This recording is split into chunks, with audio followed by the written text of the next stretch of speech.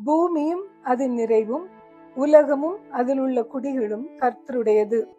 அவரே அதை கடல்களுக்கு மேலாக அஸ்திபாரப்படுத்தி அதை நதிகளுக்கு மேலாக ஸ்தாபித்தார். யார் கர்த்தருடைய பர்வதத்தில் ஏறுவான்?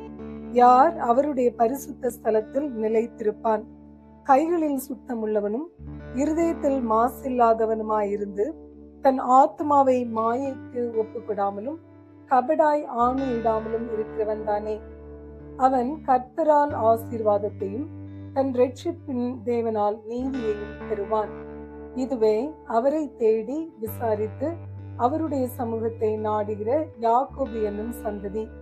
வாசல்களே, உங்கள் தலைகளை உயர்த்துங்கள், அநாதி கதவுகளே உயருங்கள், மகிமையின் ராஜா உட்பிரவேசிப்பார்.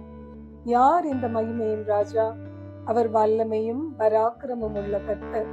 அவர் யுத்தத்தில் பராக்கிரமம் உள்ளது கர்த்தராமே. வாசல்களே, உங்கள் தலைகளை உயர்த்துங்கள், அநாதி கதவுகளே உயருங்கள், மகிமையின் ராஜா உட்பிரவேசிப்பார். யார் இந்த மகிமையின் ராஜா? அவர் சேனைகளின் கர்த்தரானவர்.